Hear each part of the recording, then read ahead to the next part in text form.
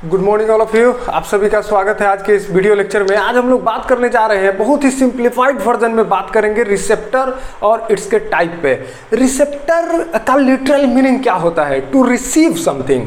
मतलब ये हुआ कि ये किसी सिग्नलिंग मॉलिक्यूल को रिसीव करने वाला प्रोटीन है या ग्लाइकोप्रोटीन है। अब ये कहाँ पाया जाता है? इसका लोकेशन अलग अलग हो सकता है। ये सेल के सरफेस पे हो सकता है या सेल के अंदर हो सकता है। सेल के इनसाइड का मतलब हुआ इंट्रासेलुलर। अब इंट्रासेलुलर में कहाँ हो सकता है? या तो ये साइटोप्लाज्म में हो सकता है, या ऑर्गेनेल पे ये रिसेप्टर हो सकता है, या न्यूक्लियर मेम्ब्रेन पे रिसेप्टर हो सकता है। तो इसका लोकेशन ये है। तो मतलब क्यों ये बाहर के सिग्नलिंग मॉलिक्यूल को क्या बोलते हैं? लिगेंड। जैसे लिगेंड इस पार्टिकुलर माइक्रोमोलिक्यूल प्रोटीन और ग्लाइकोप्रोटीन से बाइंड करेगा तो ये सिग्नल ट्रांसड्यूस करेगा, ठीक है, via different effector and secondary molecule, ठीक है। अब ये सिग्नल कहाँ तक जाएगा? जीन के लेवल तक जाएगा, और जिस हिसाब का उसको बाहर से सिग्नल मिला है उसके हिसाब से जीन प्रोटीन बनाएगा। तो वो डिपेंड करेगा, सिग्नलिंग मॉलिक्यूल के हिसाब का जीन एक्सप्रेशन होगा, जिसको डिफरेंशियल जीन एक्सप्रेशन बोलते हैं। तो वो सिग्नल ट्रांसड्यूसिंग का में मोड है, जो हम लोग अलग अलग लेक्चर में अलग पढ़ेंगे।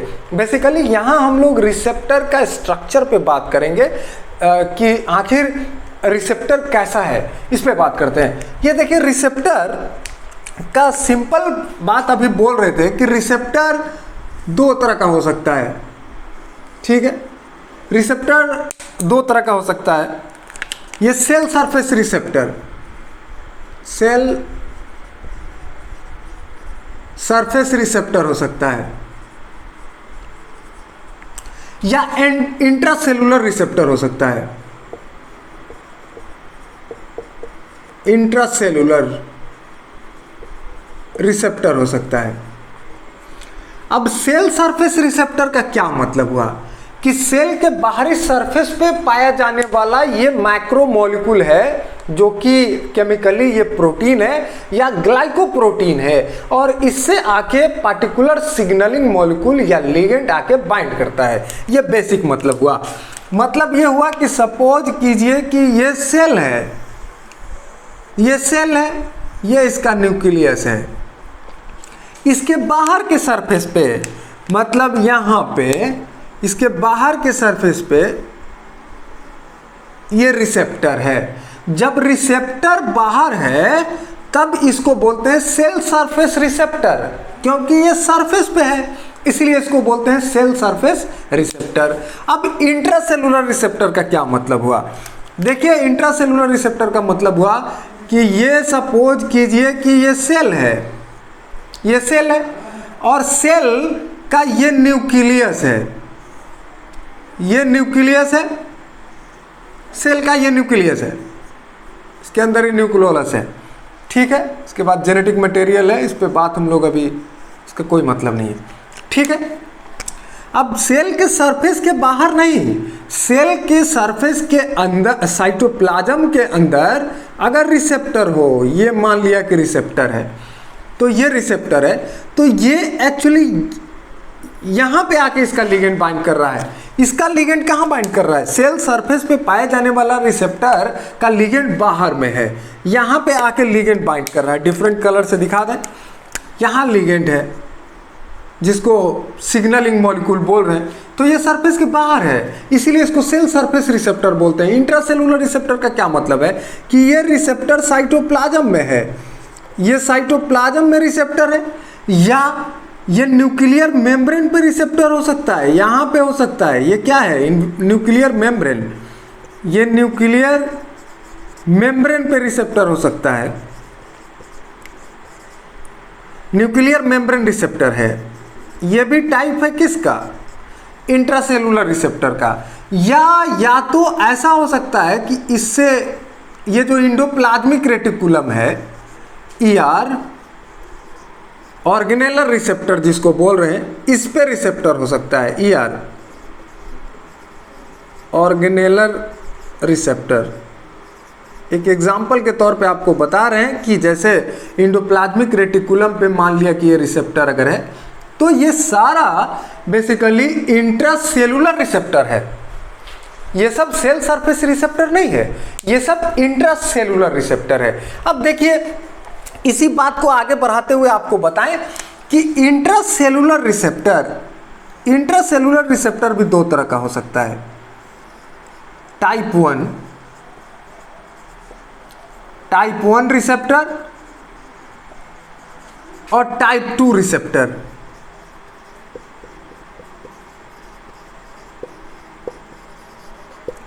टाइप 1 रिसेप्टर का मतलब है कि receptor found in cytoplasm, receptor found in या एक्सप्रेस्ड इन साइटोप्लाज्म। इस तरह के रिसेप्टर को हम लोग टाइप 1 रिसेप्टर है। ये किसका टाइप 1? इंट्रासेलुलर रिसेप्टर टाइप 1 है। ये इसका एग्जाम्पल है। जितना तरह का स्टेरॉयड रिसेप्टर होता है, एग्जाम्पल के तौर पे अगर आप steroid receptor is example of type 1 intracellular receptor, या इसी को बोल सकते हैं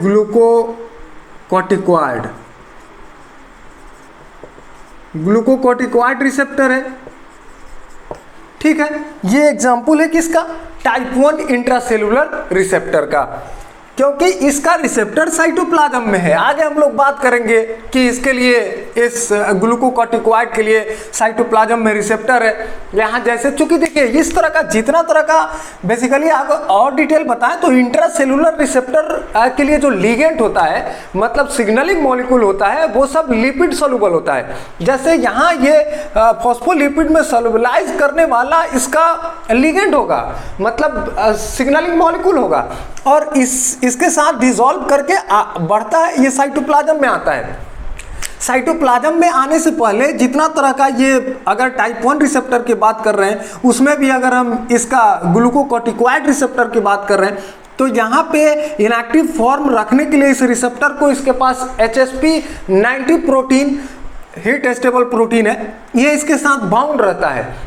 ठीक है, जैसे इसमें अंदर आता है ये लिगेंड, इसके अंदर कन्फॉर्मेशनल चेंजेज आता है, और उस कन्फॉर्मेशनल चेंजेस के चलते HSP19 डिसोसिएट कर जाता है, और फिर ये इसके साथ बाइंड करता है, और फर्दर सिग्नल ट्रांसडक्शन होता है at the level of genes, और वहाँ डिफरेंशियल जीन एक्सप्रेशन होगा अकॉर्डिंग टू द सिग्नल के हिसाब से एक्सप्रेशन होता है जीन का। ये बात आप जानते हैं।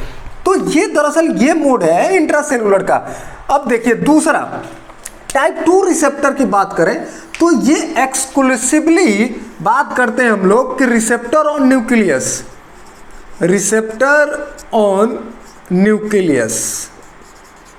न्यूक्लियस वाले रिसेप्टर को, वो है इंट्रासेलुलर रिसेप्टर, लेकिन टाइप 2 रिसेप्टर है ये। इसका क्या एग्जाम्पल हो सकता है? एग्जाम्पल इसका सबसे अच्छा क्या है कि थायरॉक्सिन जो हार्मोन है उसके लिए रिसेप्टर है, साथ ही साथ विटामिन डी के लिए रिसेप्टर है। देखिए यहाँ विटामिन डी के लिए रिसेप्टर है, मतलब T3, T4, ठीक है, इसके लिए रिसेप्टर न्यूक्लियस पे है। तो इस तरह का रिसेप्टर को हम लोग इंट्रासेलुलर रिसेप्टर बोलते हैं। अब देखिए, ये सरफेस वाला रिसेप्टर जो है, सरफेस रिसेप्टर बेसिकली 3 तरह का होता है। देखिए टाइप्स ऑफ सरफेस रिसेप्टर। अब हम लोग सब इसके बारे में बात कर लिए कि इंट्रासेलुलर रिसेप्टर 2 तरह का हो सकता है, टाइप 1, टाइप 2। टाइप 1 में जितना तरह का स्टेरॉयड रिसेप्टर होता है, जिसमें हम कॉमन एग्जाम्पल ग्लूकोकॉर्टिकॉइड, ये टाइप 1 रिसेप्टर है, ये साइटोप्लाज्म में इसके लिए रिसेप्टर होता है। लेकिन जैसे बात करते हैं टाइप 2 का, जो ये जो TH3, TH4 हार्मोन है, ये इसके लिए ये रिसेप्टर है। और दूसरा बात करने वाले हैं सेल सरफेस रिसेप्टर पे। सेल सरफेस रिसेप्टर में सबसे कॉमन रिसेप्टर है और सबसे मोस्ट स्टडीड रिसेप्टर जो है वो GPCR है। GPCR सबसे पहला, मतलब कि ये 3 भागों में क्लासिफाइड है। क्लासिफाइड है 3 क्लास में, क्लासिफाइड है सरफेस रिसेप्टर 3 क्लास में। जीपीसीआर का मतलब होता है जी प्रोटीन कपल्ड रिसेप्टर। ये बहुत इंपॉर्टेंट बात है। देखिए एक बात बताते हैं, लिखने का तरीका भी पता होना चाहिए। ज़्यादातर लोग मिस्टेक करता है जीपीसीआर का फुल फॉर्म लिखने में। ये G dash protein dash coupled receptor, ये बेस्ट वे है इसको लिखने का। ये जीपीसीआर ये मेम्ब्रेन रिसेप्टर है, सेल सरफेस रिसेप्टर है दरअसल। दूसरा रिसेप्टर की बात करें तो आयन चैनल रिसेप्टर है।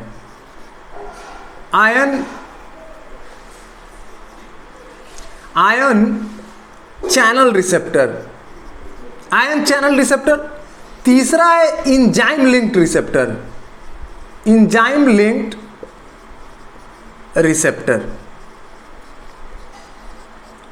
आइए इतना तक को फिर से समराइज कर दें। बेसिकली हम लोग बात कर रहे हैं रिसेप्टर पे। रिसेप्टर क्या है? रिसेप्टर या तो सेल के सरफेस पे या इंट्रासेलुलरली अगर बोलते हैं मतलब है कि या तो साइटोप्लाज्म में या तो न्यूक्लियस पे या तो किसी ऑर्गेनेल पे, मोस्टली एंडोप्लाज्मिक रेटिकुलम के सरफेस पे पाया जाता है ये रिसेप्टर।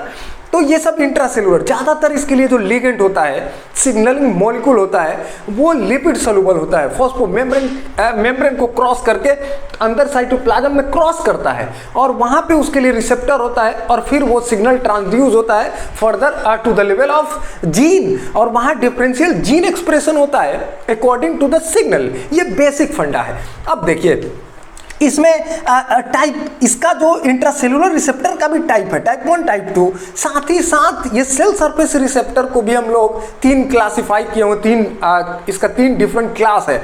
ये जीपीसीआर जी प्रोटीन कपल रिसेप्टर ये सबसे बड़ा क्लास है। ये जीपीसीआर फैमिली के अंदर लगभग 800 से ज़्यादा रिसेप्टर आता है और सबसे ज़्यादा मोस्ट स्टडीड रिसेप्टर है ये। उसके बाद आयन चैनल रिसेप्टर है, उसके बाद इंजाइम लिंक्ड रिसेप्टर है। अब देखिए हम लोग डिटेल बात करने वाले हैं। सबसे कॉमन जो रिसेप्टर होता है ये जीपीसीआर रिसेप्टर के बारे में आइए बात करते हैं। ये मोस्ट आस्क्ड, सबसे ज़्यादा पूछे जाने वाला रिसेप्टर है, इसलिए इसके बारे में बात करते हैं डिटेल में। देखिए अभी जो हम बात कर रहे थे कि सेल सरफेस वाला रिसेप्टर है, सेल सरफेस रिसेप्टर, वो 3 तरह का है। जीपीसीआर जी protein couple receptor, ion channel receptor और इंजाइम लिंक्ड रिसेप्टर। उसमें सबसे पहले हम लोग बात करने वाले हैं जीपीसीआर रिसेप्टर का। ये बहुत कॉमन रिसेप्टर है। देखिए जीपीसीआर, इसका क्या मतलब हुआ? जी प्रोटीन कपल रिसेप्टर। देखिए इसको एक और नाम से जानते हैं हम लोग, इसको जानते हैं हम लोग 7 पास रिसेप्टर। ठीक है, एक और नाम से जानते हैं, अभी दिखाते हैं कि इसको 7 पास क्यों बोलते हैं। सर्पेंटाइन रिसेप्टर, इसको हम लोग सर्पेंटाइन रिसेप्टर भी बोलते हैं। इसके बाद इसको हम लोग मेटाबोट्रोपिन रिसेप्टर भी बोलते हैं, मेटाबोट्रोपिन भी रिसेप्टर भी बोलते हैं। तो ये डिफरेंट नाम है इनके। तो ये 7 पास रिसेप्टर, इसका सर्पेंटाइन रिसेप्टर बहुत कॉमन नाम है। अब देखिए स्ट्रक्चर की बात करें, अगर जीपीसीआर का स्ट्रक्चर अगर बताएं कि ये रिसेप्टर कैसा है, इसमें क्या क्या है, तो देखिए ये साइटोप्लाज्मिक मेम्ब्रेन है, साइटोप्लाज्मिक मेम्ब्रेन, ये प्लाज्मा मेम्ब्रेन पीएम। ठीक है, ये इसमें एन टर्मिनस, जो कोई भी प्रोटीन, ये प्रोटीन है, कोई भी प्रोटीन के पास एन टर्मिनस डोमेन हो सकता है, सी टर्मिनल डोमेन हो सकता है, कार्बोक्सिल डोमेन। तो एन टर्मिनस डोमेन इसका एक्स्ट्रा सेलुलरली पाया जाता है बाहर की तरफ। देखिए यहाँ से अगर हम आपको दिखा रहे हैं, ये देखिए अल्फा हेलिक्स है,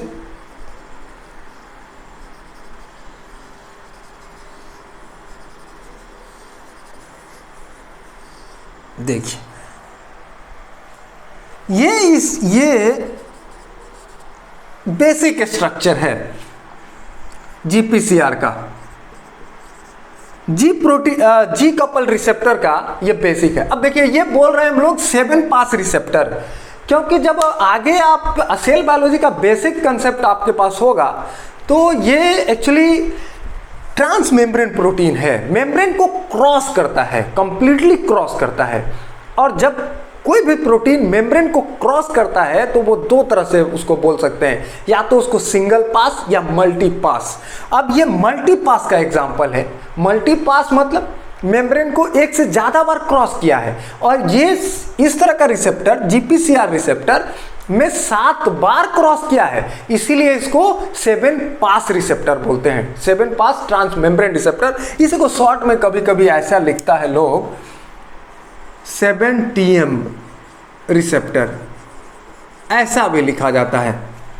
ठीक है, अब देखिए 7 बार मेम्ब्रेन को क्रॉस किया है। इसमें क्या है ये देखिए, ये जो पोर्शंस आपको दिख रहे हैं, ये वाला डिफरेंट कलर से आपको दिखाएं,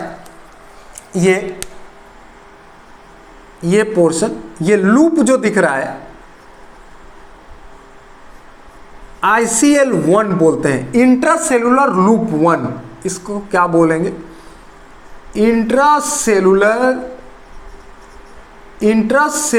लूप 1। ठीक है, इस तरह से इसको क्या बोलते हैं? इंट्रासेलुलर लूप 2, इसको बोलते हैं इंट्रासेलुलर लूप 3। ठीक है, इसी तरह से इसको क्या बोलेंगे? इस लूप को क्या बोलेंगे?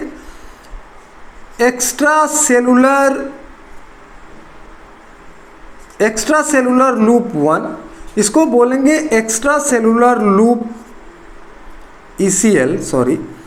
ECL2, और इसको बोलेंगे, इस लूप को बोलेंगे ECL3। और इस रीजन को हम लोग बोलते हैं ट्रांस मेम्ब्रेन रीजन।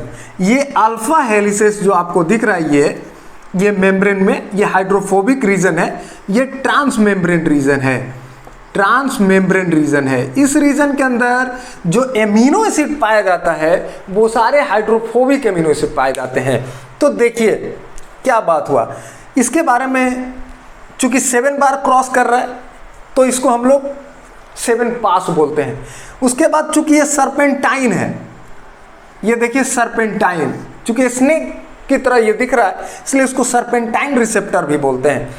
ठीक है, अब देखिए इसमें जो हेलिसेस है ये ट्रांस मेम्ब्रेन रीजन वाला हेलिसेस है। कितना हेलिसेस हो सकता है? 1 2 3 4 5 6 7, इसी को बोलते हैं ट्रांस मेम्ब्रेन डोमेन 1। ये है ट्रांस मेम्ब्रेन डोमेन 1, ये है ट्रांस मेम्ब्रेन डोमेन 2, ये है 3, ये है 4, ये है 5, ये है 6, ये है 7। तो ये नोमेनक्लेचर है, ये बेसिकली स्ट्रक्चरल नोमेनक्लेचर है स्ट्रक्चर का, जिसमें सबसे इंपॉर्टेंट क्या है? ये लूप बहुत इंपॉर्टेंट है। आगे स्ट्रक्चरल जब हम लोग देखेंगे कि इसमें जैसे लिगेंड बाइंड करता है तो ये इसके स्ट्रक्चर में चेंजेज आता है, कन्फॉर्मेशनल चेंज। ये कन्फॉर्मेशनल चेंज इसी लूप के अंदर आता है, और इसी लूप के साथ आगे आपको बताएंगे कि एक हेट्रोट्राइमेरिक प्रोटीन आके लगा हुआ रहता है, जी प्रोटीन, इसीलिए इसका नाम है GPCR, जी protein couple receptor. Alpha beta gamma का एक हेट्रोट्राइमेरिक प्रोटीन है, और उसके साथ अल्फा के साथ GTP या GDP एसोसिएटेड होता है। वो डिपेंड करता है इनएक्टिव फॉर्म में है या एक्टिव फॉर्म में है। ठीक है, ये सिग्नलिंग कास्केड जब हम लोग पढ़ेंगे तो उस पर बात करेंगे। ये बेसिक GPCR का यही स्ट्रक्चर है। ठीक है, ये लिगेंड बाइंडिंग डोमेन बाहर होता है इसका। यहाँ अगर हम आपको बोले तो ये वाला पोर्शन इसके पास LBD डोमेन होता है, ligand binding domain, ligand binding domain, ये बेसिक है। ठीक है, अब हम लोग बात करते हैं कि ये GPCR को भी, इस क्लास को भी 5 फैमिली में बांटा हुआ है। जैसे ये पूरा GPCR क्लास जो हम लोग पढ़ रहे थे कि सरफेस पे पाया जाने वाला रिसेप्टर को क्लासिफाइड किया गया है 3 भागों में, surface receptor, ion channel receptor और इंजाइम लिंक्ड रिसेप्टर। तो अभी GPCR का जो क्लासिफिकेशन है वो 5 फैमिली में बांटा हुआ है। GPCR classified into 5 family. देखिए 5 फैमिली में बटा हुआ है। सबसे पहला जो फैमिली है उसके बारे में बात करते हैं। जो सबसे बड़ा फैमिली है rhodopsin family, rhodopsin GPCR family, पूरा नाम अगर लिख रहे हैं तो ऐसा लिख सकते हैं, रोडोप्सिन जीपीसीआर फैमिली। दूसरा देखिए secretin GPCR family, secretin GPCR family. तीसरा है ग्लूटामेट मेटाबोट्रोपिन जीपीसीआर फैमिली। चौथा है ये जो देखिए रोडोप्सिन जो होता है, रोडोप्सिन वो सबसे बड़ा फैमिली है। उसके बाद हम लोग एक और फैमिली होता है एडहेसन जीपीसीआर फैमिली। एक और फैमिली है frizzled, frizzled taste, frizzled slash taste 2 receptor. तो बेसिकली ये 5 फैमिली है जीपीसीआर का। अब हम लोग अभी बात क्या करते हैं कि हम लोग इसके पांचों फैमिली का स्ट्रक्चरल डिफरेंस पे बात करते हैं कि कहां पे किसका लिगेंड बाइंडिंग डोमेन होता है, एग्जिस्ट करता है, और कहां पे कैसे स्ट्रक्चरली ये सारा फैमिली का जीपीसीआर, चूंकि पांचों तो जीपीसीआर फैमिली से है लेकिन ये जीपीसीआर में स्लाइट मॉडिफिकेशन के हिसाब से ये क्लासिफिकेशन है, उसके बारे में बात करते हैं। आइए सबसे पहला रोडोप्सिन। रोडोप्सिन का पिकुलियर कैरेक्टरिस्टिक्स इस फैमिली का ये है कि इसमें पाया जाने वाला जो जीपीसीआर है उसका जो एंड टर्मिनस है वो शॉर्ट होता है कंपेरिजन टू अदर फैमिली। अगर बात कर रहे हैं जीपीसीआर में भी इस फैमिली का बात कर रहे हैं तो ये देखिए, ये हम लोग बात कर रहे हैं किसका, रोडोप्सिन का। रोडोप्सिन फैमिली की बात कर रहे हैं, इसके जीपीसीआर का स्ट्रक्चर पे बात कर रहे हैं। तो इसके बारे में आपको बताएं कि मैंने एकदम स्लाइटली स्मॉल इसमें एकदम छोटा सा इसका एंड टर्मिनस होता है। देखिए देखिए ये जो है रोडोप्सिन का, ये पिकुलियर कैरेक्टरिस्टिक्स 2 हैं जो आपको याद रखना चाहिए रोडोप्सिन फैमिली के जीपीसीआर का, कि ये शॉर्ट एंड टर्मिनस है, शॉर्ट एंड टर्मिनस। ठीक है। दूसरा पिकुलियर कैरेक्टरिस्टिक्स इस फैमिली का ये है कि LBD domain found on the surface of transmembrane reason.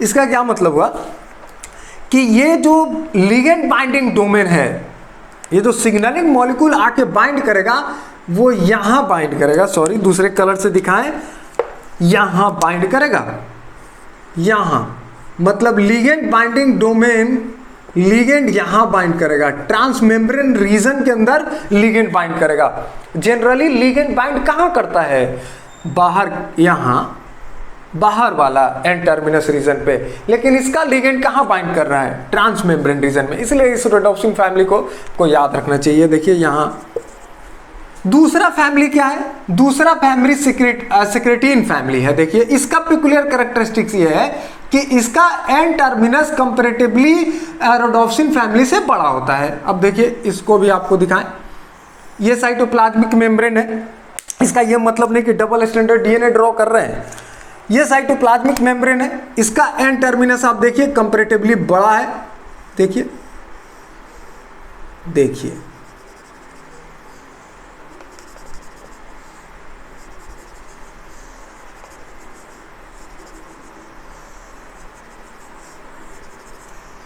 देखिए ये हम लोग बात कर रहे हैं किसका, इसका एंड टर्मिनस रीजन है। अब देखिए ये बात कर रहे हैं हम लोग इस फैमिली का, सिक्रेटिन जीपीसीआर फैमिली का, इसमें जो देखिए ये कंपैरेटिवली क्या है, क्या बोलेंगे कि ये जो एन टर्मिनस है, एन टर्मिनस कंपैरेटिवली लार्जर। अब देखिए दूसरा बात क्या है कि इसमें जो लिगेंड बाइंडिंग डोमेन कहाँ है, लिगेंड बाइंडिंग डोमेन है यहाँ बिलो द लास्ट हेलिसेस, यहाँ जो ट्रांस मेम्ब्रेन और लास्ट जो एन टर्मिनस का हेलिक्स है वहाँ पे इसका ये लिगेंड बाइंडिंग डोमेन होता है, लिगेंड यहाँ पे आके बाइंड करता है। ठीक है, तो क्या डिफरेंस हुआ, रोडोप्सिन का ये जो एन टर्मिनस रीजन है वो शॉर्ट होता है, इसका बड़ा है, देखिए इससे बड़ा है, साथ में इसका लिगेंड बाइंडिंग डोमेन जो है ट्रांसमेम्ब्रेन रीजन में है, इसका लिगेंड बाइंडिंग डोमेन बाहर है लेकिन on the surface of transmembrane है ये इसका एलबीडी। साथ ही साथ अगर इसका एग्जांपल आपको बता दें कि रोडोप्सिन का एग्जांपल आपसे कोई पूछे, बीटा 1 रिसेप्टर है इसका एग्जांपल, दूसरा एग्जांपल बीटा 2 रिसेप्टर है, beta 1 receptor, beta 2 receptor, beta 3 receptor, ये दोनों तीनों एग्जाम्पल है रोडोप्सिन फैमिली का जीपीसीआर का। दूसरा जो हम लोग पढ़ रहे हैं ये है सिक्रेटिन जीपीसीआर। ये रिसेप्टर किसके लिए होता है, ये देखिए रिसेप्टर होता है, ये रिसेप्टर है इसके लिए, ग्लूकागोन के लिए, रिसेप्टर फॉर ग्लूकागोन। ठीक है, पीटीएच के लिए रिसेप्टर होता है, पैराथायरॉयड हार्मोन। ठीक है, ये इसके लिए ग्लूकागोन, पीटीएच, ये इसके लिए इस रिसेप्टर है। कौन सा रिसेप्टर, सिक्रेटिन फैमिली का रिसेप्टर। तीसरा जो पेक्यूलियर जीपीसीआर है वो ग्लूटामेट मेटाबोट्रोपिन जीपीसीआर रिसेप्टर है। इसका स्ट्रक्चर देखिए,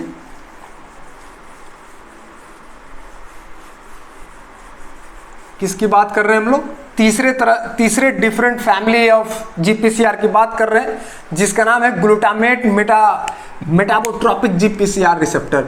ये देखिए इसका ये साइटोप्लाज्मिक मेम्ब्रेन है। ठीक है, इसका भी एन टर्मिनस बड़ा होता है, देखिए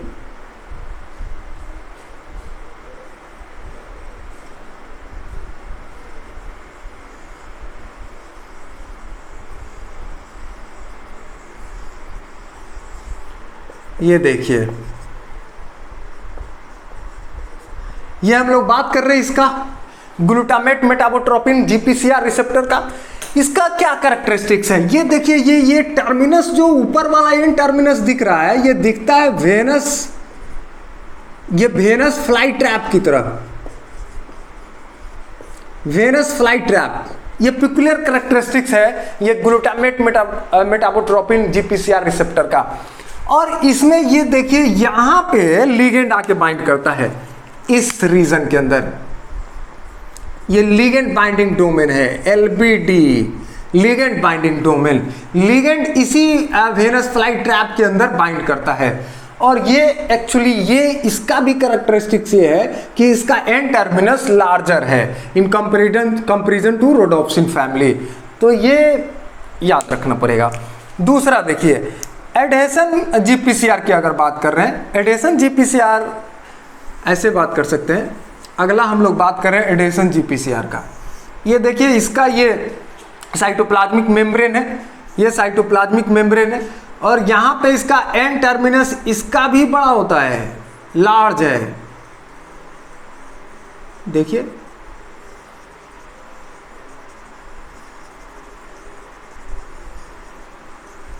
देखिए एन टर्मिनस इसका लार्ज है। ये बेसिकली इस तरह का जीपीसीआर का फैमिली के लिए जो लिगेंड होता है वो एक्स्ट्रा सेलुलर मैट्रिक्स में पाया जाने वाला लिगेंड है। तो यहाँ पे इसका लिगेंड बाइंडिंग डोमेन यहाँ है जो एक्स्ट्रा सेलुलर मैट्रिक्स के साथ इंटरैक्ट करता है। इसको ECM बोल रहे हैं, एक्स्ट्रा सेलुलर मैट्रिक्स, याद रखिएगा। ये देखिए ये एक और बहुत इंटरेस्टिंग फैमिली है, फ्रिजल टेस्ट 2 रिसेप्टर। ठीक है, जीपीसीआर का एक और फ्रिजल टेस्ट 2 रिसेप्टर फैमिली है। इसमें देखिए, इसमें क्या होता है कि इसका भी एन टर्मिनस डोमेन जो है वो बड़ा होता है।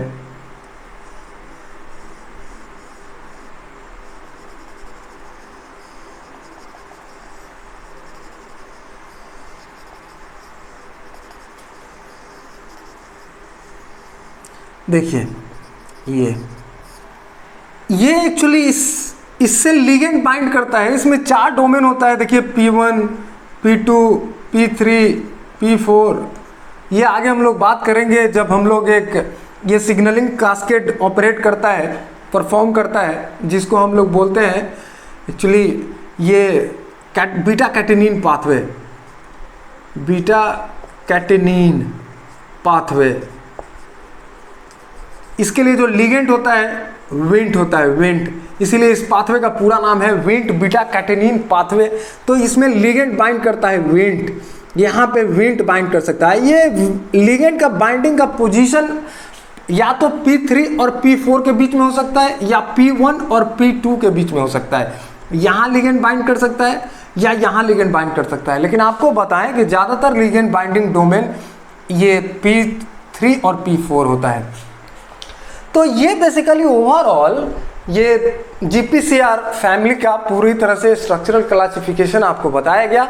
अगर ये वीडियो मेरा अच्छा लगा हो तो आप शेयर जरूर करें, दोस्तों के साथ शेयर करें, और किसी तरह का इससे रिलेटेड कोई अगर क्वेरी हो तो आप कमेंट बॉक्स में ज़रूर पूछें। धन्यवाद, थैंक यू।